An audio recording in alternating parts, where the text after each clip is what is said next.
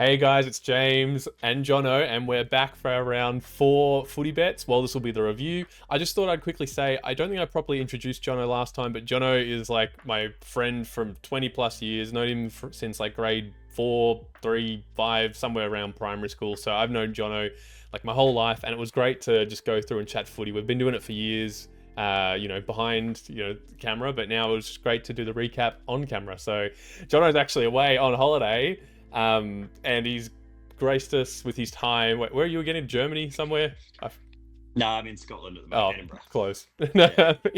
yeah. No, Same well, same part. yeah. No, well, again, thank you so much for taking the time out of your morning, which is nighttime for me, to go through the footy bets and stuff for this week. And No, let's do it. let's smash through straight in the review. So we had a I wouldn't, I great wouldn't week. be, Yeah. I wouldn't be here if we had a bad week, mate. I've been Yeah. Yeah. Otherwise, yeah, the flights were booked regardless. So Yeah. no, that's good to hear. But we had a great week. We started off round 2 horribly, and as you can see from the profit and loss thing, we had a total profit, a weekly profit of $516, which gets us back into the positives. So we are up $380 altogether since starting at round 0, which is freaking awesome. So great to hear. The Thursday night game, which was Essendon versus Port. This one was actually really good. We had Hornet for a goal, Bergman for 15, Shield for 20.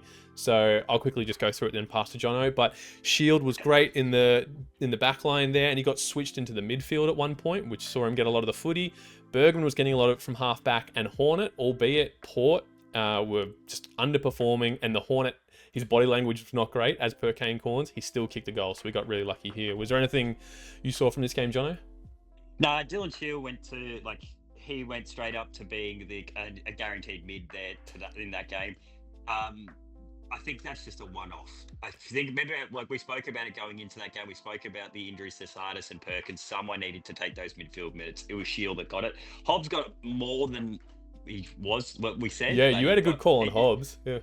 Yeah, but I thought he would have been the guy, but whatever reason, Brad Scott thinks let's invest in a 34-year-old, whatever how old Dylan Shields is, instead of investing in youth. But can't Well, too much with that. we'll see how we go, because, yeah, you called Hobbs for 15. He got 21, and if you need any stats, let me know. I'm going to have him up here. Jono's on his phone, so it's hard to flick back and forward. That's okay. He got 21, Hobbs, and we just heard, Caldwell did his hammy at training, so we know Essendon have a bye coming up, but the following week after, whether Setterfield or Hobbs again goes in the mid, or Parrish is back too, so we're going to have to just, see what happens there. I think Setterfield's are done. I don't think they're going to bring him in. Oh, you don't? Yeah. He's just going to ride it. He might, but I feel like they would have played him they were desperate for a midfielder on the weekend, and they chose not to play him, and they got a result. If they got him smashed in that midfield and lost, then they make a big call. But Parrish is going to come back in, you'd think. Yeah. So it's an interesting one. What about Sardis? How long's he out for? I know he was injured. Did he do his ankle? One of them broke their finger. I think it was Sardis broke his finger. So I think he could potentially be back. Oh, okay, yeah. Just like whether Shield plays in the midfield or not, he was still getting a lot of the footy off half back. So that was really good to see anyway. And Bergman has just elevated. I just hope he stays around a good price, $1.40, $1.50. I don't know, especially if he's getting 26 posies, but he looked like one of Port's best in that loss. So and the Hornet, like, he kicked a goal in a bad game, so that's good to see. We'll see how he goes when he actually plays well. I think Hornet's only going to get better. He was their most played midfielder on the weekend outside Connor Rosie, and he looked shocking. So the media's gone after him. Let's see if he responds, I think, is a big thing as well. I know the media is just completely attacking him, but everyone thinks of the Hornet as like, someone who gets like 20 posies. People forget, he's averaging I don't have it in front of me, but he was like 8 or 9 out of 10. I think 8 out of 10 for his goals per game. So he's just hitting the scoreboard, and he's just going under the radar in the betting category there. Yeah, definitely. No, easy. Let's. So that was a nice one for Thursday, and then moving on to Friday, we have our Carlton Bulldogs game. So Jono Jono was watching this at his place. I was watching at mine. We were like writing Kennedy off. It's like second quarter, third quarter. Kennedy's barely touching it. This is done. But that fourth quarter by Matthew Kennedy was freaking insane. 12 posies. Where'd that come from? That was awesome. So that was great to see, wasn't it? Two goals. Two goals against his old. He just because doggies were down, right? And then in the last quarter, Yeah. he just pops off. And I don't know if you heard Michael Voss in the press conference where it's like, "Oh, how did you see Matt Kennedy's game? He was just one of many for the Dogs. I didn't really recognize him." I'm Yeah, like, I thought that was really disrespectful to Matthew Kennedy, but you know, oh each to yeah. their own. For all of us riding Matthew Kennedy for 20, that was freaking one of the best quarters I've ever seen for Aussies wise. Oh, phenomenal. One other, yeah, just on the Dogs, one thing I'd say is Fraser wasn't what we thought, maybe. So You are right. So he did a bit of halfback, but we thankfully picked Kennedy instead of Fraser. So yeah, Fraser has been playing a lot more mid, while Treloar and Bont have been out, but just didn't quite, wasn't up to it against Carlton. he did get a bit of a chase roll with Cripps. So like, He did, if didn't he? Yeah. if he's a bigger boy, he can match you with Cripps. What did he get for like? His midfield He got minutes didn't 16. drop by much. His midfield minutes dropped from 33% CBAs to 27. So it's not a huge drop off, but there's 16. Remember we said against the Collingwood, he was a watch anyway because he got all his touches late in the game. So Yeah. Maybe he's maybe he's a stay away for 20 for a little bit. Yeah, exactly. Yeah. Well, it's good to see. Maybe pause on him, but it's good to see Matt Kennedy though, or someone who can still get a lot of the footy, even though they have a couple of quiet quarters. The other ones we included Riley Sanders, fantastic. He was worrying me early because he only played it was like 30 or 30% game time in the first quarter. He was on the bench for so long. I'm like, he's not going to fucking get a run. Comes on, does well. He was fantastic, so he's probably going to be too short. And Lockie Bramall in the back line is less spoken about because, Dale's there. But Bramall butchered it a lot, but it doesn't really matter for us. He's still getting a lot of the touches, so that was good to see. Anyone noteworthy for you, Jono? No, that was probably that was interesting. Dale's one was Dale worried me. There wasn't that much attention there. Dale for 20, he got his it- 20th on the last 20 seconds, right? Yeah. Yeah, like this week they play Freo. I know this is later in the week, but this week they play Freo. I don't know, maybe you look at Dale again there, but he just got to his 20. It was a bit worrying. Wasn't Matt Cottrell doing a light sort of tag on him in the back line there? Yeah, a little bit of a light tag. So it was a weird game though. I have to say, it was a game of two halves. The only thing I think Sanders looks like a lock for 15. I don't think you're going to get him at that price anymore. I think you're right. We might have got him for $1.30, I think at the time, but yeah, whether he goes down to sub $1.20 at this rate. There was a couple I just wanted to point out from that game. One, Libba has just been killing it, 25 in his last. In all his games this year, and Adam Chera as well, one who's hit 25 in all his games to start this year. So two mids that I like who usually pay pretty well for 25, Chera especially because he's always going under Walsh and Cripps, and now Hewitt. Hewitt's getting a lot of the footy too, so someone I really like there in that bracket. Davidson. Oh, what? Yeah, 31. So he finally showed what he did in the practice match. In the pracky match, I think he got 29. I forget who they played, the Doggies, but it was great to see. Been a bit quiet to start the year. He was everywhere over the ground. You just couldn't help but see his blonde hair, just get a lot of the footy. So that was great. Yeah, to him to get 31. Freo do have some pretty good wingmen, so I don't know. That's maybe we'll see what he is next week. But yeah, that's he was an interesting. Williams actually I liked. He seemed to, with the Bailey Dale struggling, he mopped up a lot of that ball. So yeah, Bailey Williams. So I think he had a little shit patch towards the end of last year, which just going by the figures, it said Bailey Williams was 6 out of 10. So you look at that, you're like, but Bailey Williams can get 20. He got 26 in this game. So if he's paying $1.30 for 15, I love it. Yeah. Just having a last little look. I think that was everyone from that game I wanted to mention. So yeah, Carlton, there's not. I don't know. Carlton's too hard to get a read on at the moment, aren't they? Yeah. They're, no, I think I so. honestly don't know what to think of them right now. Jack Silvani hit 16. Was he still playing in the back line or is he back forward? He played back line the entire game. Played really well in the back line. He's playing shutdown role though. He's not there to get cheap pill in the back line. He's there to play shutdown defense. Okay, interesting. He gave Aaron Norton a bar. Oh, of course. So, yeah, I remember that. Yeah, they couldn't shut up about poor Norton in the commentary, just getting nothing. I remember now. Yeah. But he generally was outmarking Aaron Norton in a lot of contests, which was I don't know, it's it was more of what's going on with Norton I think more than Jack Silvani's a great defender, I think. which is, I think Silvani is showing that he can, but I don't know. Aaron Norton looked like disgusting on the weekend. Yeah, he hit a bit of a rough Yeah. one. Last one, I just want to know, Oscar Baker got 14, but got subbed off. I think it was in the last. Yeah. So I might like him for 15 if he gets a proper game and not injured. Well, so if he plays the whole thing, 15 is good. Starting sub against Collingwood, subbed out injured in this one, so he's just got that sub risk factor. He has always. the sub risk factor, which means he'll be paying pretty well. So if we get him on that full game, I think that'll be great. Next game, which is the start of the Saturday, which was Melbourne Gold Coast. Now, so Jono told me this, and he loved this game. So, this was actually this is a good one, but I was. So I don't like it for our bets. I don't like it for our bets. I just like the game. Sorry. No, you're right. So, but Jono told me he was not a fan of Will Powell, and I'm like, I'm gonna give him another chance because I know he's sort of playing more.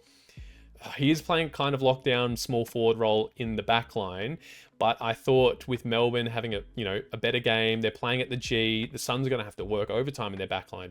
Suns look great, smashed them, he barely saw it, so I think I'm still not fully off Will Powell, but I might look to other options next week. Your thoughts?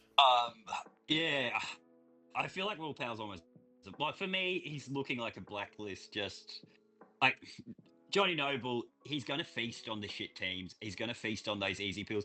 Melbourne don't bring the pressure in their forward line. They just don't have those guys that are going to now, Cosy Pickett's not there at the moment, for instance, but True. They don't bring pressure. It allows little halfbacks like Johnny Noble and Rowley to walk out of there.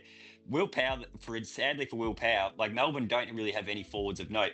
He's the one guy that actually had to play on a genuine forward. He had to play on Bailey Fritsch. He had to respect his opponent. So pretty much everyone in that Gold Coast backline was allowed to free roam out of there, except for probably him would have been the instruction. So, yeah, maybe. And then unfortunately we're the ones who betting on him and watching him just fucking get nothing. And then I know Dan Rioli, John Noble there. Dan Rioli got, I think he got his 20. John Noble is not Jono's favourite, but he was getting a lot of it. He's hungry for the footy off the back line there, which I love to see from a betting point of view.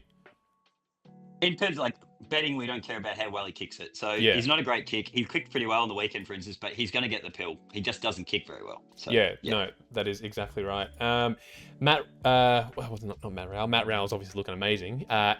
I said in my post on the YouTube post section, Matt Rowell has been upping his average by around 3 disposals every year. So I think he was 22 last year. I think this could be the year he's getting 25. He's second in favourite for the Brownlow. He's looking fantastic. We just have to see how he goes against a Windhager or a hard tag. They're going to have to shut down Matty Rowell. Hasn't had a tag yet.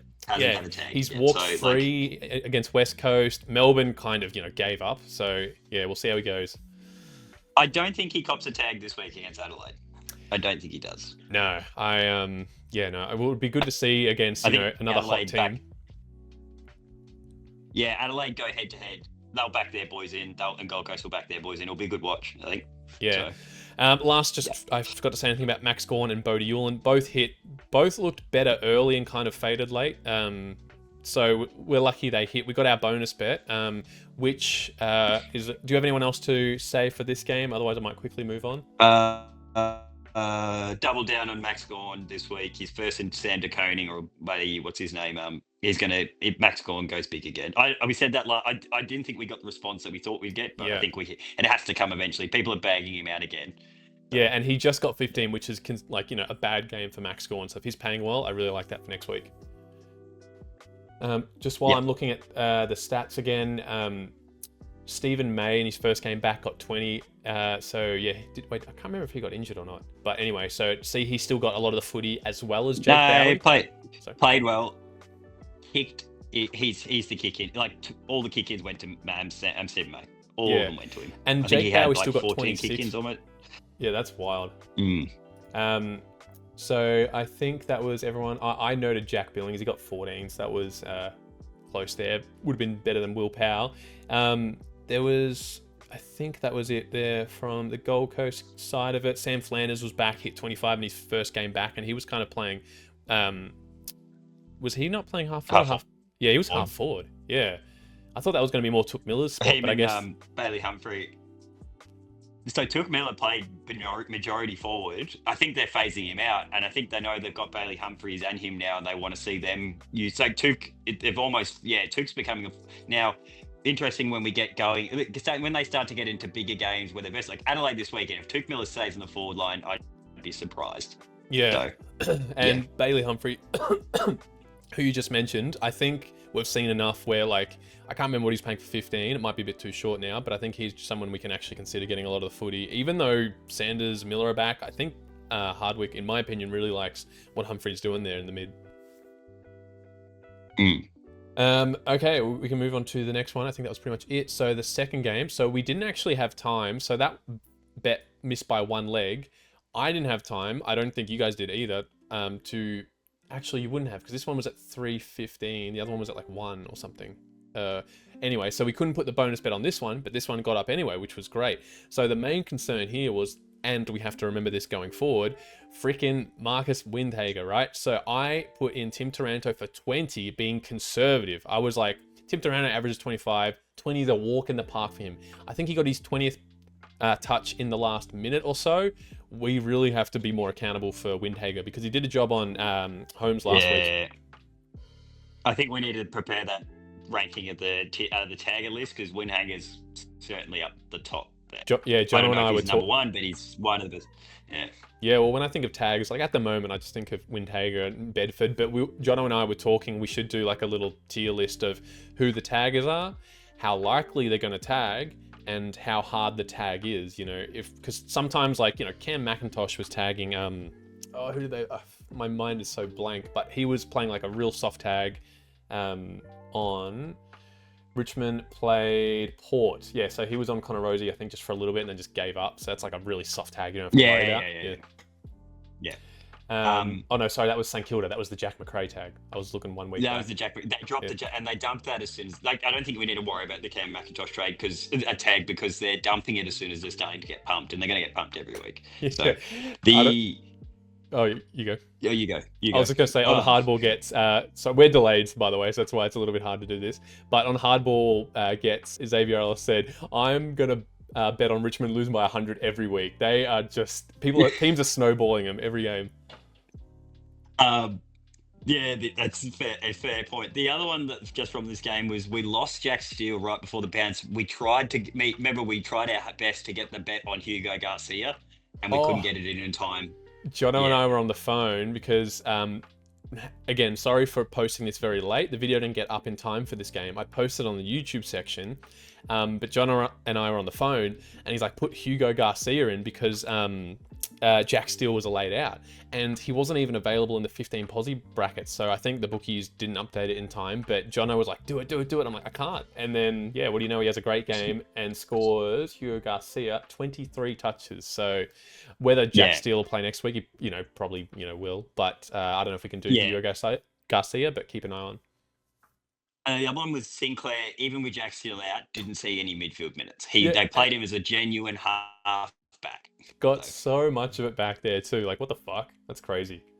Yeah, him and Wangani Miller had it on a stick. Like, they were just like, So I think we can consider now Jack Steele is a halfback. He's not a midfielder anymore. Yeah. So, Jono had a sneaky one. I can't remember if I edited this out. He also thought Zach Jones for 20 hit, which was crazy. You had so many good calls. Like, I don't want to drink too much of our own bathwater here, but we fucking smashed it. We are so good. Well, one thing coming into this betting, one thing I'm thinking is, like, your best friend is laid outs. Like, that's where you can get some fucking great value for money in laid outs. So exactly. Well, if they update their info in time, but otherwise, it's very, very good to have that knowledge. Next game after the Saints tie. Oh wait, did I just cap through everyone? Was there any other worries? Hopper was fine. Short still got a lot of it. Thompson Dow's looking amazing. Taranto and Ryan Burns as well hit. So that one was fantastic. Anyone from that game? Otherwise, I'm going to quickly move on.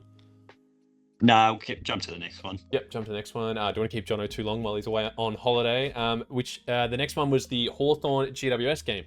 Now, so for me and probably for everyone else, the bonus bet from this game, the Melbourne Gold Coast game, I was able to put into the Hawthorn GWS game. So here, and then again, remember, I just want to emphasize this. That's all you have to do. So this one over on the other side was the win of the $50, and then this one right here is just the win with your bonus bet. So that all goes into the total. That's all expected. That's why the legs are so short, and you should really use the bookies who offer that one leg bonus bet thing, because you can just flip it in the next one if you're sensible, and don't do any crazy stupid legs or like, oh, free money. It's not free money. Just, stick to the system. Yeah. Anyway, so that was a little PSA. Now the people itself, Connor Iden, 15. Jono was, very bullish on him, as was I. It was his first miss in like 20 games, came back, looked great. Yes, he does play sometimes a lockdown role on the small forwards. Hawthorn are full of them, and he got his touches, which was fantastic. Carl Amon hasn't missed 20 all year. Harry Himmelberg also hasn't missed 20. He's been freaking awesome. And Tom Green, ball magnet, what more can you say? This one, to me, was like a layup bet. This one I was very confident in. Yeah, guarantee. And they were all good. Tom Green in the wet, you can't go wrong with. The one that we forgot about, and I completely forgot about, Finn McGuinness can tag. He has shown he is a very good tagger, and he took Callaghan to the cleaners. Yeah, and he came out, he didn't tag until after half time, wasn't it? Yeah, and then it was, we need to put this, because I completely forgot about Finn McGuinness as a tagger. Yeah, well, thankfully, just again, because I think I might have highlighted Finn Callaghan for 20. He got 21. But yeah, you're right. Finn McGuinness came on tagged. Finn McGuinness got 25 himself, so he looked fantastic. And it's a little weapon that Sam Mitchell has at his disposal anytime just a midfielder is just racking up so much footy against him. And the other one which I think we both said, we spoke about last week, was with the outs of Connor McDonald. Cam McKenzie got those midfield minutes. Connor McDonald. They needed an extra guy to go to. Connor McDonald's not there. Cam McKenzie's a good ball. They went to him. Yeah. So they went through him. Yeah, Cam McKenzie looked great. From that game, there was pretty much all the usual suspects hit. James Sicily got 16. I only got to watch half this game because I was at the Brisbane Geelong game, so I'm not sure if some of that was forward time. But Josh Battle, I was kind of bullish on, but I excluded from this bet. He got 13, so he's someone that I'm very keen just to bounce back next week. I feel like, Tassie, windy, swirly game, not as easy for him to get the footy. Terrible weather. Sicily did play backline the whole game. It was a shocking game for weather. Alrighty, I'm back and it's just me. You've lost Jono. Jono's had to quickly duck away and enjoy his holiday. God damn it. Anyway, so just quickly recapping, we touched on all the players there. Was there anyone else I wanted to mention who was close? Oh, our other lock. So our certainty was Jake Stringer for a goal. He kicked 3 behinds, but he also had 4 scoring shots. There was one that didn't, that fell short, didn't even register a score. Jake Stringer was, looking all right from the first bit that I saw. So we'll see what Jake Stringer's paying next week. But 14 touches and 3 behinds. So someone I'll definitely consider for a goal next week. Anyway, so this bet was super annoying. Do I have it? Oh, I do. So anyway, this is the bet that was voided because Tom Stewart was a laid out. So Jono actually mentioned it in the call as well. He thought Tom Stewart was going to be a late out by Chris Scott, and surprise, surprise, he was. Chris Scott, renowned for doing that sort of stuff. So anyway, this $50 came back into our pocket. Now, I posted on my YouTube video a new bet because of it, which was this. And this sucks because this is kind of what happens maybe when I'm at the game. I don't have the form guide. I don't think straight. I'll just kind of, these are all hit, go. So this is why I love sort of betting before the game when I got time, space, and I can really just concentrate. But that, I feel like this game in itself was kind of, I know the weather was rough, so everyone was kind of below their bracket. So Max Holmes hit. Max Holmes has been just amazing for Geelong. Lawson Humphries, like Zach Guthrie, I didn't include, but I was bullish on both of them. Both missed for 20. Darcy Wilmot missed. Again, very bullish on for 20. Levi Ashcroft, who was coming in for his 3rd game, missed, but again, kicked a great goal, playing in the slot, playing on the wing. And Jono actually said, so I was going to avoid Ollie Dempsey because a wingman in the rain, in wet weather, is just a slug. So, again, when I'm at the game, I forget that. I'm like, who am I going to bet? Oh, yeah, Dempsey, that's right. So this one was just an absolute fucking shit show right before the game. Calamar Chi for a goal for my original bet that I was going to talk about. I was at the game and there was, I think twice, where the ball was transitioning, pretty quick. Brisbane were getting it down one end. Calamarchi's running to goal, like calling for it. Someone fumbles it in the center. Someone gets tackled, or one that Callum could have really got was where Charlie Cameron kicked it inside forward 50, and it was just an awful kick. One of the Geelong players marks on their chest, goes down the other end. So Calamarchi had a couple of opportunities, not like himself, more as a team. So Calamarchi I still like for a goal. Lohman was subbed off injured, so even with Lohman played, I think maybe a half of it, or anyway. But I still like Archie, even with all the forwards there. Otherwise, I feel like that game you can just almost write off. That was fucking shit in the slop there. Our second last game, which was the first game of the Sunday. This game was actually pretty good until half time. But again, one of those games I'm just sitting back. I'm just thinking, God, I'm so good. My brain is huge. Like, we really just turned it around after last week. Can we just have a little shout out? Our boy Peatling. This is the game I expected from Peatling round 1. I thought Peatling was going to come in, tear it up, get 20 straight off the bat. Albeit against North, but North did really well. North, I know they got, 40 points. I feel like North playing in Adelaide, losing by 40 points, and their midfield did pretty well. I think it's kind of respectable. I know, North are on the up and up, but so are Adelaide. And Adelaide playing at home just really showed, Peatling, actually Crouch underperformed, but Dawson, the Thrill Seeker, Fogarty, that was a great game. So anyway, I'm getting carried away. Peatling, it was great to see. Got a lot of the footy, and that's what I was expecting from him. So we'll see what he's paying for 15. I feel like he'll be too short. I reckon I just need to see more of that before I'm comfortable to bet on 20 posi bracket. But yeah, that was great to see from him. Cherry was giving us injury concerns straight away. Early on in the first quarter, he's getting taken off. He's getting his hamstring rubbed. So I don't think it was hamstring tightness. I think it might have just been a corky or something, because he could play out the whole game. And still, our big boy is sore, but does that stop him getting 15 posies? No. He goes out and just continues to hit. Goddamn, Cherry, that was great. Simkin as well looked amazing. I think he was on track pretty much most of the way and then picked it up late. So Simkin was fantastic. And Isaac Rankin, the small forward, now gone into the midfield. I think he was the most for this at $1.55 we got him for. Man, he looked good. Again, so did Adelaide, and it was great to see.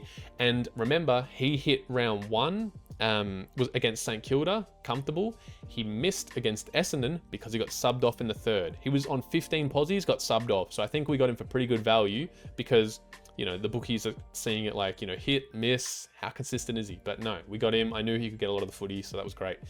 I don't think there's really anyone else to note from that game. I kind of have my stats on one screen, but it's easy for me to look. I kind of like that format where Jono's here talking. While he's talking, giving what he has to say, I can look at my stats on my other screen, get a bit more of a refresher from that one. Oh, Michael Aney hit 10, so I'm very keen on Michael Aney, but a couple of misses now to start the year. Peatling, I said. Rory Laird still gets a lot of it off half back. That was fantastic. LDU, 19. He was one of my favourites. So Brayshaw was probably my absolute favourite for 25 last year. LDU was probably my second favourite. Now he is really just... I don't know if he's fallen off or it's just more of the young boys from North playing more of the mid. I know McKercher's getting thrown in a bit. Sheasel obviously, and Simkin. But, and Powell, of course. Forgot about Tom Powell. He's having we might have to consider Powell more than LDU now at this point. Also, I think, what's his name? Wardlaw is coming back soon. So, I don't know what that means for LDU, but I don't know if we consider him for 25 anymore. LDU has not hit 25 once in his 3 games to start the year. So, a little bit concerning there. 20, 23, and 19. Might have to reassess on LDU. Not that we include him in this one, but someone I usually like. I think that's everyone I like from this game. Our last bet of the round. God damn, this sucks to finish on a loss.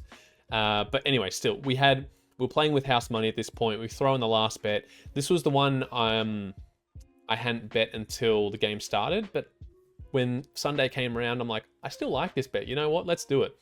Jeremy McGovern was on track. What do you know? Old boy gets injured, which sucks. But he did really good, to be fair. Getting a lot of the footy. got a bump to his head, he's bleeding, gets stitched up, comes back out there, and then I don't know if you guys saw, but I forget whatever injury it was. I think it was like his ankle or something. He fucking can't run, he can't move, but Marek is kicking out from fullback, and yet he still calls for the footy. He gets a mark, handballs it off to him. He can't run or can't move, but he still gets a posse. So if anyone had him for 15, you would have loved him. But yeah, we had him for 20. So if he played the whole game, I reckon he had every right. Now, Ruben Jimby, he was on like 7 at halftime. And then when the third quarter starts, he's on 5. They took away 2 disposals. I'm not sure if they took away 2 disposals or if there was a couple of disposals, but his heat map showed 7, and then the figure showed 5. So I was like, what the fuck is going on here? Anyway, he missed by 4. So if he missed by like 1 or 2, I would have been fucking pissed. But yeah, to miss by that is a bit rough. And I thought Ruben Jimmy would have a little bit more of the footy down back there. He was looking good early, but just didn't quite hit. Jono, who called on Ryan Marek as a smoky for 20 posies, I was a bit on the fence. I was like, look, he had a great game against Brisbane. I still feel like McGovern is going to be the main distributor there, but geez, Marek looked good. 28 posies, 5. He was 9 more than their second best. So Liam Baker, who hit playing a lot of the mid, Liam Baker's great. Great engine, can run around and just get lots of it. So that was good to see. Really like Liam Baker. Might have to see where he plays now if McGovern is out. But Ryan Marek taking the majority of those kickouts was fantastic. I might quickly check now because that's actually something I want to see. So if I go to the kickouts for West Coast of that game, he took 9 and he played on from all 9. Jeez. So Liam Baker might take a couple, or Duggan, Duggan injured, or Coll. But yeah, Ryan Marek has taken a lot of them, and that was a great pickup by Jono. So I kind of wish I jumped on that instead of McGovern. But yeah, that's pretty much the recap for this week. Before I go, Brayshaw hit 25, he got 29. Bolton is looking really good for posies, right? We need to... early last year when Bolton was playing for Richmond, he was hitting 15, fairly consistently. The back half of the year though, he really dropped off. So the back half of the year for Richmond, he missed the whole month. So from round 21 to 24, he missed all those games. Now he's back at Freo. I know he missed round 1, the Geelong game. He's hit 15, he's hit 21. So we might have to consider what he is paying for 15 and avoid him for the goal bracket, because he's playing hungry. He wants to help his team. He's trying to set up goals as well. Be a little too unselfish for Shy Bolton standards. So I like what I'm seeing there from him. Clark missed for 20, someone I'm really bullish on. So might have to look what he's paying next week, which I like. Otherwise, I'm pretty sure that's everyone. What's his name? Harley Reid hit 15 again. Oh, well, I think that was for the first time. Still underperforming in Supercoach.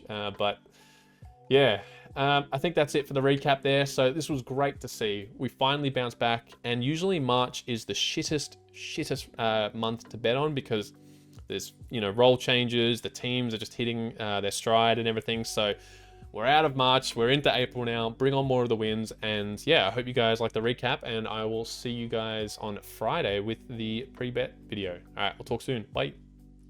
Alrighty, let's get into the round 4 tips. Quickly just recapping last night, I'll do it next week, but super unlucky about to go, hey, has an absolute mare, he's played forward probably 20% of the game, and Carlton in the first half, it's kind of, tossing, it's back and forth, it's a bit of a tussle, then Collingwood run away with it, and then he's subbed off, doesn't get a touch there, it's wet, kicks 2 goals, but yeah, just didn't play out the whole game, I guess a bit of a precautionary sub.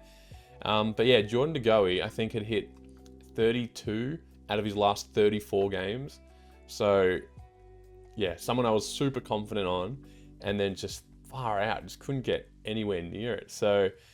he was thrown into the mid a little bit, but yeah, nowhere near as much as I was hoping. Otherwise, everyone else that we suggested hit: Cameron, Perryman, Schultz, Quaynor. These ones in yellow are the ones I was kind of just more of a watch on. I wouldn't necessarily bet on yet. Side bottom, Crisp, Dacos, Hewitt. Chera was the other one who missed. So Chera got 23 in the end, very close. But yeah, Dacos hit, Mycheck. Elliott and McStay didn't hit though, so I'll have to remember them. It was a wet game, and there was only 8 goals in total for Collingwood, the winning side, so I can understand how some of the goal scorers there didn't hit. But yeah, super unlucky. Like, out of everyone in the 25 posi bracket I liked, Chera is the one who misses. And then everyone in the 15 posi bracket I liked, Degoe has a fucking stinker. But anyway, that's last night's bet. We can go through that in the recap next video. So, for the Geelong... Oops, I was like, where the fuck's my shit? It's another tab, hold on. For the Geelong-Melbourne game, which is tonight, Friday night, GMHBA. Oh wait, what the fuck? I've written GMHBA and MCG. Oh, it's at GMHBA, yeah. I don't know why I wrote MCG. But anyway, let's go into the picks that I've selected for this game. So, Lawson Humphries, I was very keen on for 20 last week. Now, he would have hit 20 last week. He got 18 posies. He took 6 kickouts, and he only played on from 3. So, out of his 6, he played on from half. So, he could have, in my opinion, easily got 20 posies if he just played on from all the kick-ins. He's doing exactly what I like. You know, it's his second year. Looking really good out there for Geelong, and I feel like 15 is very generous for Lawson Humphries. I'm bullish on him for 20, but I was like, all right, let's just try and tone it down, lower our expectations. I think 15 for $1.26 is really good value for Lawson Humphries. But yeah, I had him highlighted for 20, but I'm just like, we'll get to the 20 posi bracket in a sec. Oh, you can't see, there he is. But back to the 15 posi bracket. So Ed Langdon, 10 out of 10, I haven't gone through everyone else. Paddy Dangerfield for 15, Ollie Dempsey and Clayton Oliver for 25. But going through Ed Langdon and Zach Guthrie, I like, just a little bit too short. We can find value elsewhere. Sam De Koning playing, like 90% in the ruck. There's no Reece Stanley yet or anything. So taking the majority of the load. He'll sometimes go back to defense, but up against Max Gawn is probably the only, concern sort of thing. Max Gawn, admittedly, is just a little bit out of form. So I do like De Koning, but Gawn for $1.18 for someone who I'm like, is a little bit down in form. I think I would rather just go De Koning, but I haven't. Tom Sparrow is playing a bunch of the midfield at the moment. Like, when I say a bunch, I'd say like 40%. Melbourne CBAs, Tom Sparrow, 42% averaging this year. So he is fourth in line, excluding the ruckman. Oliver, Viney, Petrarca, then Sparrow. So, although just be careful because Harvey Langford, the rookie's taken a lot of minutes in the CBAs at the moment. So I do like Tom Sparrow, but at GMHBA, there is just another 15 posi bracket players that I like. Dangerfield and Dempsey, speaking of. So Dangerfield, he got 12 in that demolition Geelong did against Freo at GMHBA. And that was like, I know Danger's going to be playing mostly forward, but... so I'll kind of avoid, but I know recently he's been playing, he's still been playing forward, but he's been getting midfield minutes every now and then. When Geelong is maybe struggling or they need a spark, they'll throw Danger in the mid, and he's still looking pretty good for, what is he, 34, 35? I don't know how old Danger is, but yeah, he's looking great. Patrick Dangerfield. He is 34, there you go. So yeah, someone looking great, and for 15, I feel, again, that's pretty generous for Dangerfield. But I know he's averaged... Oh, I haven't gone through the new column thing. I might say it again, but I have the 10-game average. So this is what the player's averaging for their 10-game average. And then the one to the right, I have the 3-game average. So the 3-game average is their last 3. And then the last one is the plus or minus. So their 3-game average, if it's better or worse than their 10-game. And why that's pretty important right now, because most teams, pretty much all of them, except like... Gold Coast have all played 3 games. So it's really cool to see how a player has increased, decreased, if there's a role change, like what they're doing compared to last year. So for instance, like if we have a look here, like Jake Bowie, he's averaging 4 more posies than he was from last year. Clayton Oliver, huge increase. So in his last 3 games, averaging almost 31 posies. That's definitely beating the 24 he was getting last year. So it's great to see players who have found some form, who have got a role change. Like it's really handy. Don't want to rely on it too much, but it's great to see. Because the only the only little downside is because if it says their recent form, obviously they're going to be a little bit shorter. So it's like I don't want to just go on the hot thing. I want to be vigilant of who's playing better at the moment, but I don't want it to be the sole reason why I picked that player. And well, speaking of kind of opposites, so Ollie Dempsey in his last 3 games, averaging 12.7, quite down in form, but I feel like it's very excusable at the moment. So 8 out of 10. His last 2 have been misses. 15 he got against Freo in Geelong. 12 he got against St Kilda, and Geelong had the lowest amount of disposals, like under Chris Scott, in that first half of the Geelong St Kilda game. St Kilda just came out and just absolutely destroyed Geelong. Geelong almost came back, but yeah, I feel like that was almost an outlier for a lot of Geelong players not getting a lot of the footy that day. And then 11 being in the wet at the Gabba, against the Lions. I can understand that for a wingman too, where the weather's pretty miserable and he's just, having a slog up and down, not getting much of it. So yeah, I feel like those 2 excuses I can almost look past. It's where he's playing tonight at GMHBA. There's very, very small chance of rain. It's the normal games where I want to see him, where I still believe he'll get 15, but if he starts, obviously having more of this pattern, then I'll probably avoid, but I still think both of those games were good exceptions for why he didn't hit. So I'm very keen on Ollie Dempsey for 15 there. No one else I really like for value there. I might explain that column again at the start of the next game, because I feel like I might do it just before all this, actually. That'll be a good idea. Christian Salem for 20, averaging pretty much 25 to start the year. I do like he's hit all 3 games. Jake Bowie I like. Brian Myers also I really like. So he is averaging 19.1. 18.7 to start the year. So his 3 misses, are pretty bad. They'll be like 14 and 15 posies. So that's why his average is really brought down. So a player like, Harry Himmelberg, different roles, just hear me out, but Harry Himmelberg is very consistent. He'll get like 18, 19, 20 to 22, whatever. He's got a very good range. So his average will, always be over 20. Brian Myers though, 7 out of 10. He's hitting more times than he's missing, but his average is below 20 because he'll just have a couple of very quiet games. So $1.90, that's pretty much, that's 50-50 odds in bookie worlds for someone who's hitting 7 out of 10. I really like Brian Myers, but I really like Brian Myers there for 20. But I also like Lawson Humphries for 20 there too. I like both of them. And like I said, Humphries missed 20 last week against Brisbane. He would have hit if he played on from all his kick-ins. So he had 6 kick-ins, played on from 3, would have hit $2.20. And I know he's 5 out of 10, but yeah, to start the season, he's averaging 21, a little bit more than last year. So I do like Lawson Humphries there. Harvey Langford I've highlighted. I want to see, but I'm not paying $1.13 for a second gamer. I've made that mistake before, so let's just let the rookies do their thing. In the 25 posi bracket, Clayton Oliver, who I mentioned, is averaging 6.5 more than what he was averaging for his last 10. Coming out very strong this year. Probably not still quite the Clayton Oliver of old, damaging and stuff, but he's getting a lot of the footy, and in betting, that's all we care about. So $1.28, I really like Clayton Oliver. I think he is just a beast ball magnet to start the year. So his worst game for the year was 25, so I'm like, get in. I really like Clayton Oliver.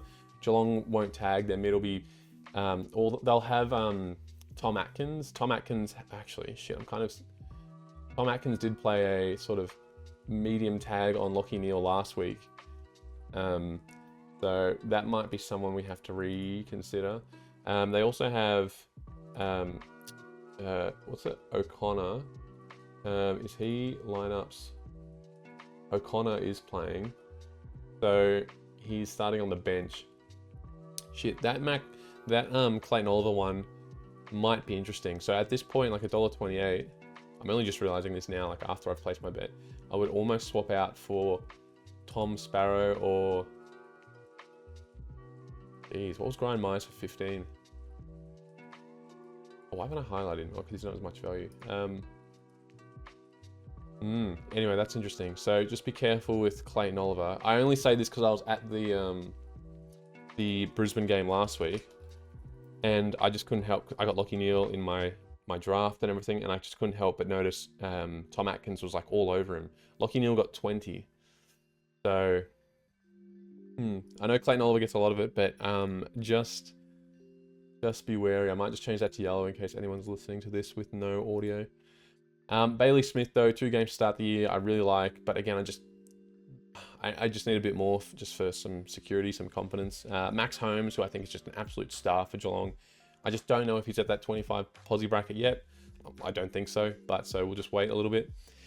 Goal scorers, Shannon Neal missed last week against the Lions. I think he'll kick one at home, $1.20. He's someone who I could maybe swap out for the Clayton Oliver posi bracket.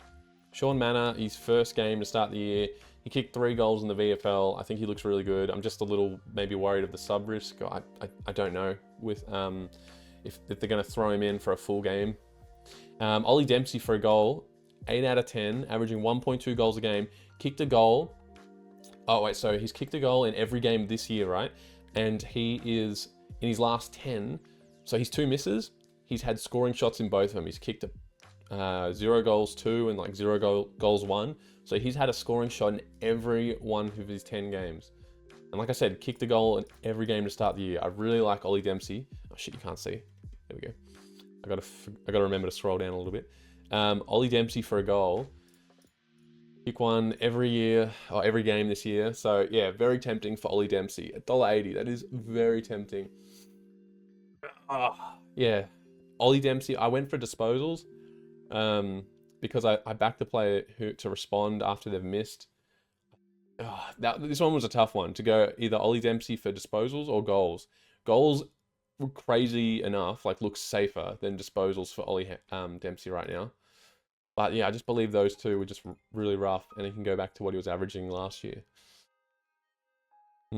Anyway, so this one I'm actually having second thoughts. Usually I don't. I'm pretty confident with my bet going in. It's just that Clayton Oliver one. I just don't want Tom Atkins to be sitting on him all day, all night. So anyway, that's the Geelong Melbourne game. I'll post anything, if I do any changes. But the second game for... Oh, wait, this is the alternate... Oh, actually, just before I move on, this is the alternate bet. So actually, you know how I was just literally umming and ahhing there about Ollie Dempsey for a goal or posies? I had him for a goal, Lawson Humphries for 20, and Clayton Oliver for 25. But so again, I might take out Clayton Oliver for 25, but I did like Ollie Dempsey for a goal. And I do like Lawson Humphries. So like I said, he would hit every game if he took those kick-ins as play on. Yeah, man, I've still not fully decided on this one yet. It's good though, I can just talk my thoughts out loud and you guys can hear what I'm doing, because I don't know if anyone else is like bullish or worried about Clayton Oliver, let me know. But great start to the year. I do see a massive improvement for Oliver, but it's just Neil was kept quiet the week before because like Geelong, yeah, anyway. Let's move on to the next game. I spent a while on this one. Gold Coast versus Adelaide. So couple I like here, not as many from last game, but Mitch Hinge for 15 I think is just absolutely free. He was someone I liked last year for 20 before Mark King took all the kickouts. So yeah, he's hit 15 every game to start the year, 9 out of 10. Like, I think Mitch Hinge for 15 is just an absolute layup. Yeah, not much second guessing there. Neil Bullen missed, Joel Jeffrey, Luke Nankervis. So it's his first game back this week. He was freaking amazing last year. He was 16 out of 19. Awesome. I think it's like his third year playing, third year for Adelaide. So I really like him playing off halfback. Did I include? I did include him. First game back, I'm still bullish on Nankervis. He did us so well last year, and for a lot of his games, he was always over $1.40 as well. Bodie Hewland, who I've highlighted, but I haven't bet on. Even with Johnny Noble and Dan Rioli in the back line there for Gold Coast, he's still getting 15 posies. He'll have a couple of quiet quarters, but he'll also have like 6 posies in one quarter. So really like what I'm seeing from Hewland. They're the only people from the 20, the 15. Now onto the 20 posi bracket. Dan Rioli has just come over and still hitting. His first 2 games, 21 and 20. So you got to remember, just for Gold Coast, they've only played the 2 games. So he is just a little bit down, especially when you consider he's only averaging 20.5. That's actually a lie, because it's including his game from last year. So averaging 5, like if I just override this for a sec. And then what's that? Negative 4.5, something like that. So yeah, he's quite down in form to start the year. But he's still hitting though. So 10 out of 10, still hitting. I really like that from Dan Rioli. So yeah, he's in my bet for this one.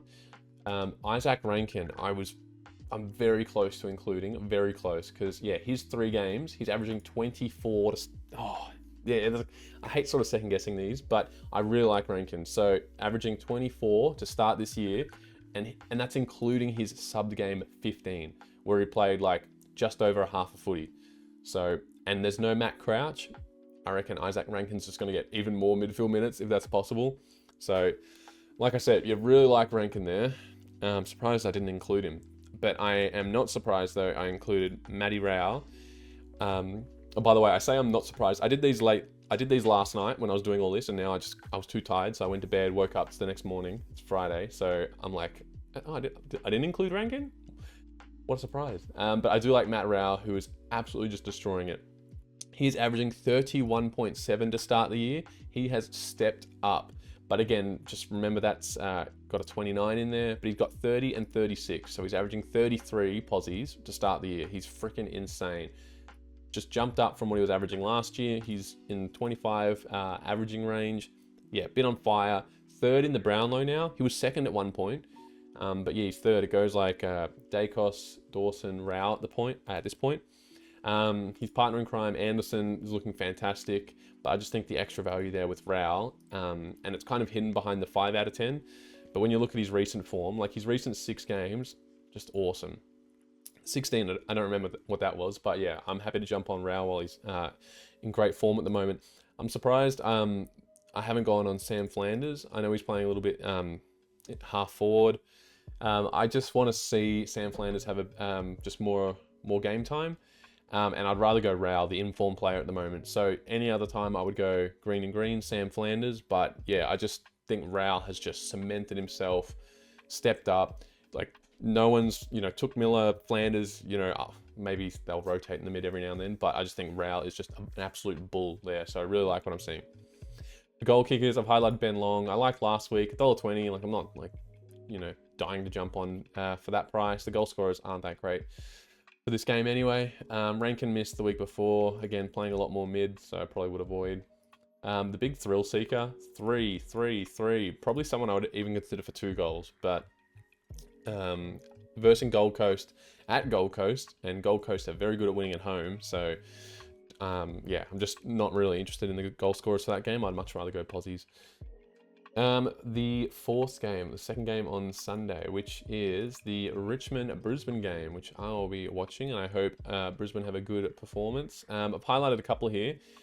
Camden McIntosh, again, this is really great system of the 10 game versus 3 game and the plus and minus. So for instance, Camden McIntosh averaging like 12.7, now averaging 18 in his first 3 games to start the year. So he's averaging extra 5 more posies than he was last year. Big, great new role change, playing a lot in the mid, usually kind of just a winger who doesn't really do too much. But yeah, he's been iconic with the headbands and stuff. You can't miss him out in the field. So he did a soft tag on McRae, it kind of dropped off, but whatever the point is, he's playing around the ball, getting a lot of it. So I do like Camden McIntosh, but yeah. Someone I like just a little bit more, who just missed by 1, Zach Bailey, averaging 16.7. I like Zach Bailey. Small, high half forward. I think he'll get a lot of the footy as Brisbane probably win this game by, at least 10 goals. So I would much rather a small forward for Brisbane. And yeah, he'll get rotated through the mid. Very, not much. But yeah, Zach Bailey's looked really good to start the year. Jasper Fletcher. Man, I wish he was back to like $1.70. Anyway, Toby Nankervis, the ruckman, looking great. Against Big O, big, strong, lumbering ruckman. I still think Nank will play well. Ryan Lester, so he has hit every game this year, 15, 19, 15. But again, just the fact that he's versing Richmond, and I don't know how much the ball will be back there. Maybe we just wait till Brisbane are versing, not like one of the bottom 4 teams, because I still think, yeah, I don't know how much they'll see of the footy back there. So I've highlighted, but I just wouldn't bet on this week purely because who they're versing. But someone I might consider for next week. I think that'll be the play. Ryan Lester, my guess, is he's going to miss this week, and then we jump on next week. So that's the 15 posi bracket. Was there anyone else I included? Oh, Thompson Dow, I missed without saying. 10 out of 10, averaging 19 to start the year. Like 18 before that. I think he is absolutely flying. Really like Thompson Dow. I know he's going to be versing Brisbane's mid. Brisbane's mid is huge at the moment, but I still think he can get the footy. The 20 posi bracket, I think both these guys are going to sort of blow out before the game. And by that, I mean, I reckon they'll get to like, $1.30, $1.35 or something. So I feel like I've got them at a shit price at the moment, but it is what it is when you bet early. 9 out of 10 for both. Jaden Short, his one miss was 19. He can still hit, even though he's not getting all the kickouts. I feel like the ball will be in Richmond's backline a lot. Jacob Hopper, averaging 23, or almost 24. One of Richmond's only ball getters other than Tim Taranto, who's just been a little down recently. But yeah, I still like Jacob Hopper. He's in decent form at the moment. Jared Berry, the winger, averaging 23 to start the year. Just missed last week in that wet game against Geelong. Both wingers, Dempsey from Geelong, Berry missed. So I think he can bounce back. Again, just not super confident. I'd rather maybe just wait one more game, or when I think the result won't be such a landslide. Jack Ross I've highlighted. I want to watch because he's averaging 21 to start the year, or 22 to start the year, but that 11 against Port Adelaide, like what was that? I want to see, I know Port stomped them, but that's kind of the worrying thing. Like if a team's going to stomp a player, I want to see if they can still get the footy instead of just disappear. So like that's such a crazy, it's not like 3-4 posies. It's, what's that? 15, 16 posi difference from getting absolutely stomped. So I want to see more of Jack Ross. For the 25 posi bracket, Lachie Neale has been tagged by Atkins. The first game was that the Sydney game? Yeah, the James Jordan tag. So got 10, 21.7, really down in form. I think he can still bounce back. Maybe this is the game against Richmond. Hopefully easy kill. So I do like Lachie Neale, but I think Josh Dunkley, who's just started off the year much better, I think 25 for him should be okay. Again, I've avoided Dane Zorko for a similar reason to Ryan Lester. I don't know how much the ball will be down there. Zach Bailey for a goal. I've got him for posies, but a goal there as well. I wouldn't mind. Seth Campbell, highlighted but haven't gone. He's hit all 3 games to start the year pretty convincingly too. 2, 2, 3. So like what I'm seeing from Seth Campbell. But yeah, this one I'd probably go like either 2 goals for, I don't know, maybe a goal for Archie. Actually, I should have highlighted him. He missed last week in that Geelong, the wet game, where it was pretty low scoring. So I think in a high scoring game for Brisbane, I think Archie can bounce back. Anyway, so that's the Brisbane-Richmond game. Last one for the Saturday is, so I haven't done this bet yet, just depending on outcomes of the other ones, where I'm going to use the bonus bet, etc. But North Melbourne-Sydney at Marvel, I have gone Cherry, McKercher, Rowbottom, LDU, and Sheasel. So the first one there, Cherry, our boy, in Adelaide last week, he copped like a knock to the back of his hamstring. He didn't pull it or anything, but he still played out the whole game with a bit of a sore leg and still hit. Amazing. That's great work from Cherry. Love to see that. 10 out of 10, averaging 20.5. There's no reason not to back Cherry at the moment. Colby McKercher, this is very interesting. So he's dropped a full bracket. So Colby McKercher was usually like, $1.30 or something for 20. He is flipped and just pretty much become those same odds in the 10 posi bracket. I think that is free at the moment. So averaging 17.7. Yes, he is incredibly down in form from last year. It's not even necessarily he's down in form. Just he took a lot of the halfback role, the kickouts when Zach Fisher stopped playing or wouldn't get a game. That became Colby McKercher's role. But obviously they've just gone and recruited Caleb Daniel, and Caleb Daniel's posies have skyrocketed. Colby McKercher's has gone down. All that being said, 15 is still very achievable for Colby McKercher. Playing in the mid, he's going to be around the footy. I don't care if he's dropped off from last year. He's in the bracket that I want him to be. I think that is just an absolute hit. Wouldn't do it for 20, not a chance, but 15, that is, yeah, I'm definitely taking that. James Rowbottom, I think that 11, who was that 11 against? It wasn't against Brisbane. It was at, I'm pretty sure it was at Sydney. But anyway, I still like James Rowbottom. 9 out of 10, averaging 18, $1.22. I really like it. He's had that one miss, whatever. So I feel like I'll include him for that one. I've included everyone I like from the 15 posi bracket in my bet. Now the 20 posi bracket, interesting. Jai Simpkin, I really like, but too short. If he gets to about $1.25, I would include. But someone who has, LDU, he is usually $1.24 for his 25 posi bracket. We've had a couple of switches here. We've had Colby McKercher go down a bracket. We've had LDU go down a bracket. I again, I know he's really out of form, averaging 20, like 26 last year, now 21. So he's fully dropped, but he missed by 1 last week against Adelaide, in Adelaide. Like, you can give him just, 1 week for missing there. The interesting thing is it's been almost about a month now where he's down in form. So again, I wouldn't bet on him for 25, but if they're going to give me LDU for $1.24 in the 20 posi bracket, I feel like I have to do that.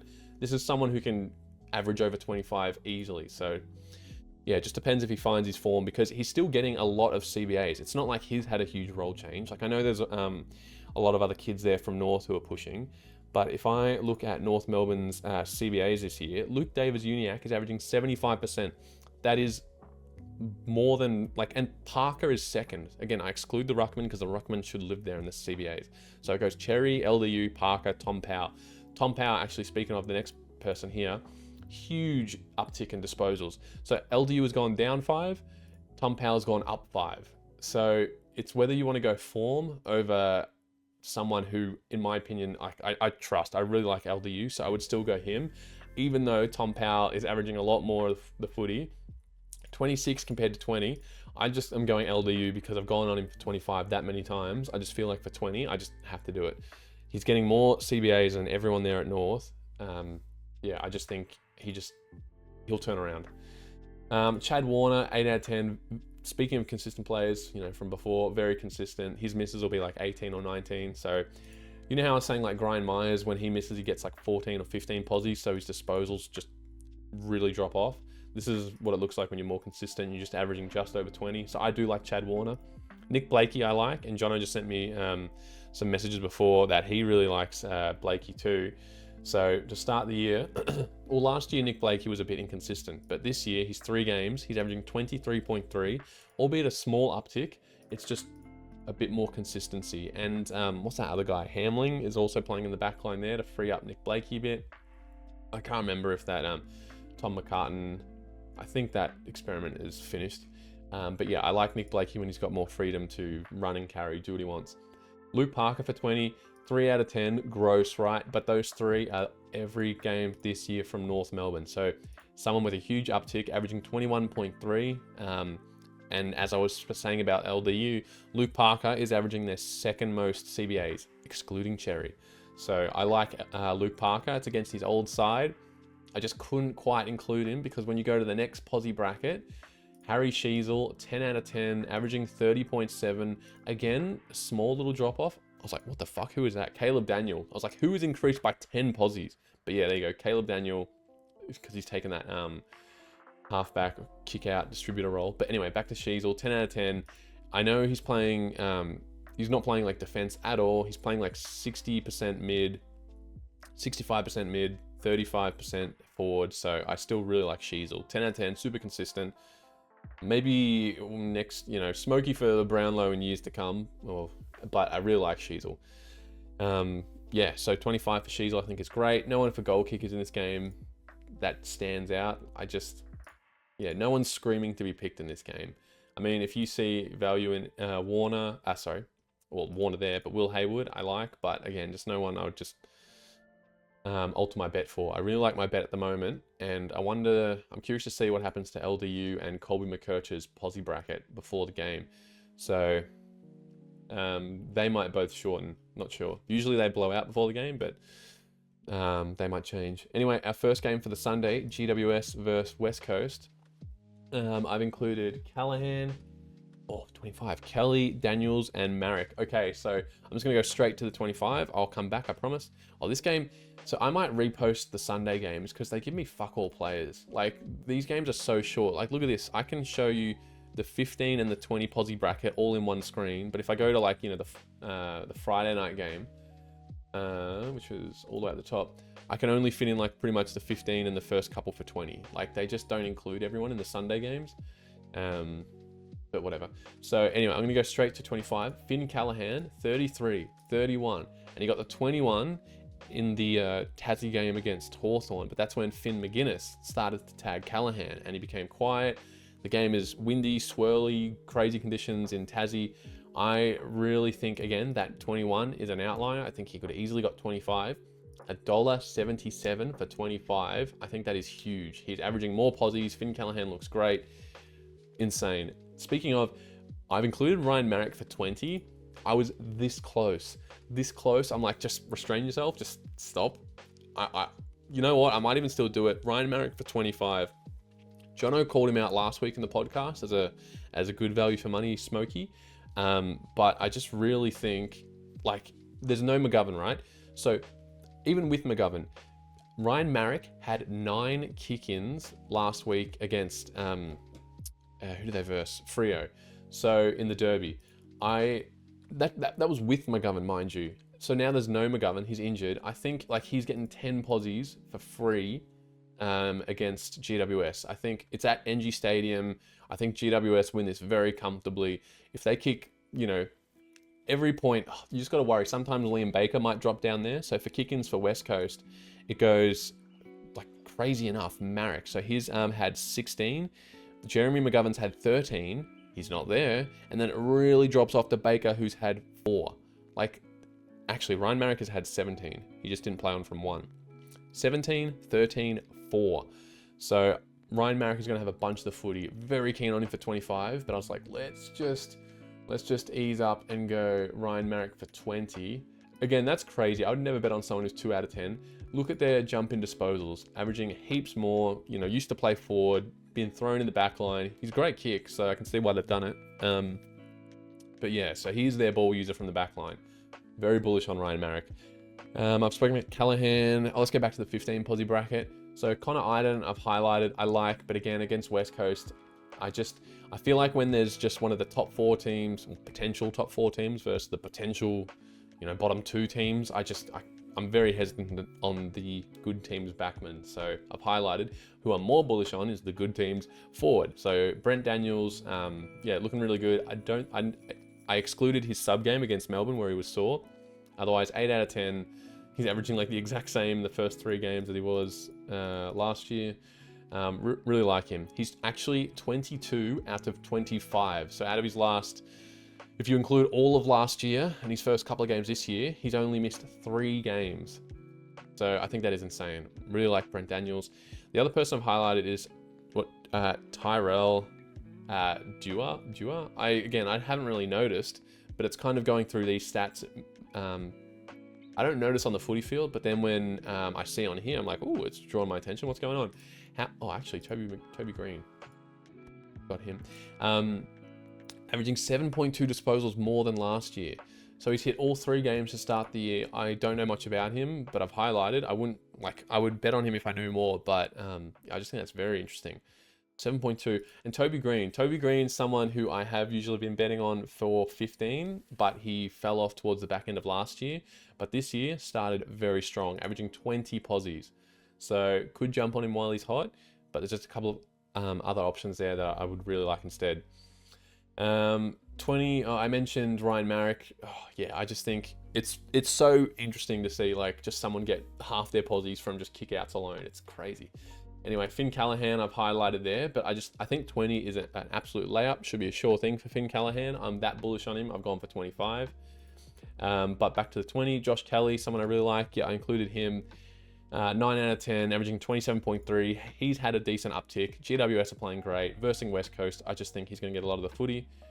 Tim Kelly, I've probably just wouldn't touch. Averaging 20 to start the year.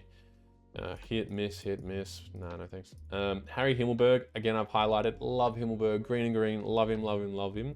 But I'm just going to hold fire on GWS's back line at the moment. Same with Lockie Ash. I just can't do it. $1.60, 9 out of 10. Great value. But just, am I going to see Harry Himmelberg take 5 kick-ins and take, 5 intercept marks when Lockie Ash has to do the same? Lockie Whitfield is also taking kick-outs. Am I going to see West Coast really push them that hard? Probably not. Liam Baker, I really like, averaging more than 20 to start the year. He's someone I was actually very tempted to bet on. He's going to be playing a lot of the mid for this game, or he played all mid last week. Whether he might even come down and take a few cheeky kickouts. So I've already done this bet, but yeah, I really like Liam Baker for 20. Really like Liam Baker. So yeah, I could almost swap out Kelly for Baker, but I've already done the bet. So Someone, if you're tempted, I really like what I'm seeing from Baker at West Coast. Goal kickers, Matt Owies. Again, at Carlton, yeah, sure, I'd give me that every day. But again, just for Eagles, I know he's hit 2 out of 3 to start the year. His one miss was the Brisbane game. But again, I just think GWS at NG Stadium, it's going to be a very tough ask for him to kick a goal. All right, second last game of the round, Port versus St Kilda. Who have we got here? I haven't done this bet yet. Just depends on what happens before. Okay, I've got Wanganeen-Miller, Rowan Marshall, Bergman, and Wood. So Mason Wood, averaging 18 posies, 19 to start this year, 10 out of 10, very short. I usually only go those very short players when I can't find value elsewhere. And I really like Bergman, so I've included him straight up, but it's just unfortunate he's lost his good price now. So Bergman was always over $1.50. He's down to $1.26 with the regular Joes. But averaging 21 to start the year, I just think he's fantastic. Ryan Burns, I am maybe just giving I have no reason not to go on him. He's had a great start to the year. I've gone on him for like the last 2 games, but we'll just maybe find other options in this game because, Ryan Burns, Darcy Wilson, I both like, could easily hit, playing really good for St Kilda. It's at Adelaide Oval. Are they going to get run over like Adelaide did to them? But, we'll see. Burgoyne has played a bit of half-back, so in the 20 posi bracket, he's getting a lot of the footy. Like what I'm seeing, usually plays on the wing, but just a little bit too short for me, but I like how he's playing a little bit more of that defense role. Hornets, Jono highlighted. I'll highlight on his behalf. I usually don't really like Hornet for... I'm not including him for a goal. I'm actually crazy. Fuck. Okay, so good thing I haven't done that bet yet. Anyway, we'll get to the goals in a second. He likes Hornet to hit 20. He hit 22 in a game where he just looked off. His misses, 18, 19, 17, and they're kind of all within this month and a half period. Butters is back. I think it's kind of will help Hornet, actually. I think I don't know, Butters, Connor Rosie's been playing a much better start this year too. I think a bit of that spark, a bit of release from the midfield, I think that'll help Hornet. Rowan Marshall, so he got an 11, right? Otherwise, his other miss was 19, but his 11 when there was that sort of forward experiment, the other young kid was playing. Marshall was, not the main ruck, but when he's back to the main ruck, 29, 23, I just think he's very strong showing. And against Jordan Sweet, don't get me wrong, Jordan Sweet's pretty good, but he's probably like, the 10th best ruckman or something at the moment. So I just think Rowan Marshall will get a lot of the footy against him. 20, I reckon, is really good, especially when he's got that number 1 position. No one else I really like here. Okay, the 25 posi bracket.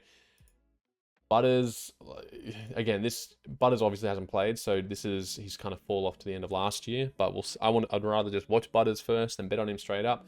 Connor Rosie had a rough game last week, but I really think he could bounce back. Actually, I probably highlight, but again, it's just be careful of that Windhager tag. Don't know who it's going to go to, whether it's going to be Butters or Rosie. Could be Connor Rosie, because, if you exclude that 22, 35, 39, Butters was probably more damaging. I don't know. I don't want to toss that coin. Who I'd rather go is Wanganeen-Miller. To start the year, 28.3, been fantastic. 27, 29, 29. I think, so I was on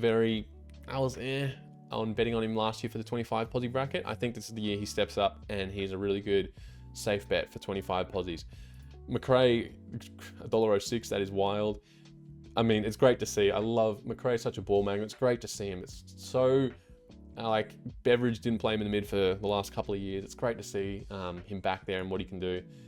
Sinclair in the back line got so much of it. But I think Wanganeen-Miller is a great pick up there for 25 posies. Just looking at his kickouts, he probably doesn't take as many as Sinclair. Well, actually, Wanganeen-Miller has taken 14. Jack Sinclair has taken 13. So, Wanganeen-Miller is probably going to get 4, 5, 6 free posies just from kickouts alone, and I really like that. Goals, I'm baffled. I forgot to include Hornet for a goal. He kicked one. He had that one good play against Essendon where, from the pack running, kicked a goal. Apart from that, he still looked off, but I think against St Kilda, he has every chance to kick a goal. $1.40, 9 out of 10. Really like what I'm seeing there. Burn Jones, I've highlighted. Yeah, he can. averages a goal a game, 8 out of 10, whatever. But yeah, Hornet, I'm surprised. I just did not include. I forgot. So yeah, might have to reassess when the time comes around on Sunday. But anyway, moving on to our last game, we have Freo and the Doggies. This game, again, like, look at this. You can almost fit all the 15 and the 20 posi bracket in one screenshot, but we'll go through who I've picked. Sanders, Bolton in the, and Lockie Bramall in the 15. Lockie Bramall, that 8 out of 10, that 8 posi bracket, that 8th disposal game, he's had like 2 of those in the last 2 years where he just falls below double-digit disposals, but not the, the best user, but he can still get a lot of the footy, so I like that. 9 out of 10. Riley Sanders, he's averaging 18 to start the year. He is looking great. If they're going to keep giving us Riley Sanders for $1.26, I think I just got to take it every time. Playing a lot in the mid. Someone who I was really keen on, Oscar Baker. Why the fuck is he $1.26? If Oscar Baker was like $1.50, I'd jump on him, but he came off injured, subbed or whatever for that last week game, so 14. 15 is very achievable for him, but I'm not paying $1.26 when I can get Sanders from the same price. So Shy Bolton, actually Bailey Williams, I'm gonna highlight him.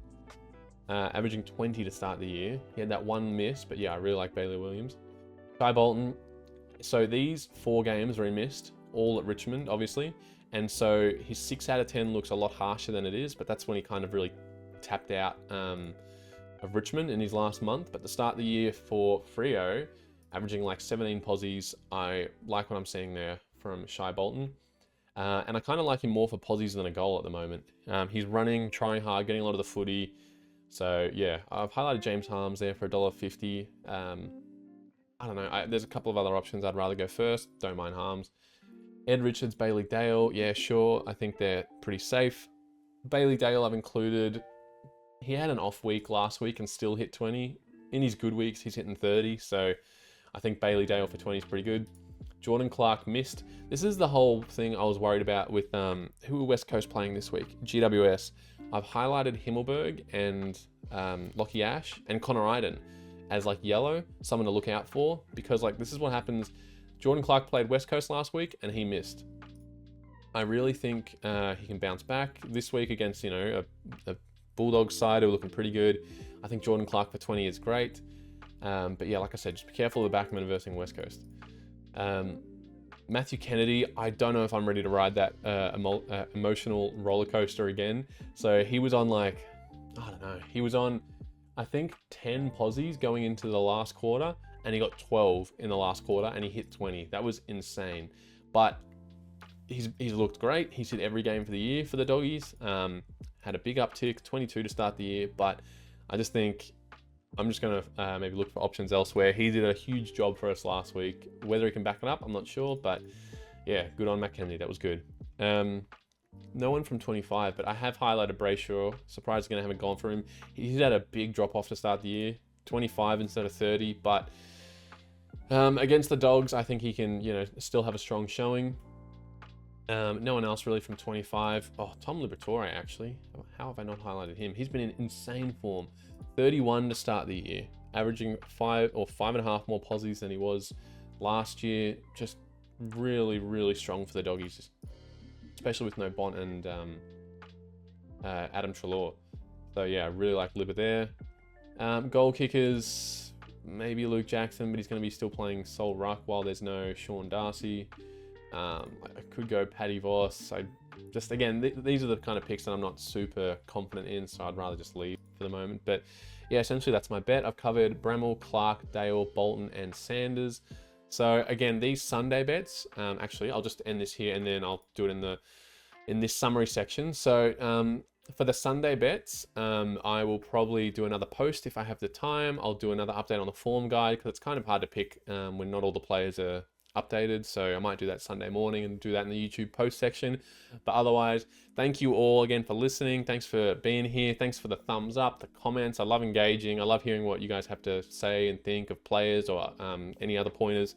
But yeah, it's great to see that we bounce back. Hopefully we can keep that strong and we're continuing on our way for 2025. So I'll probably...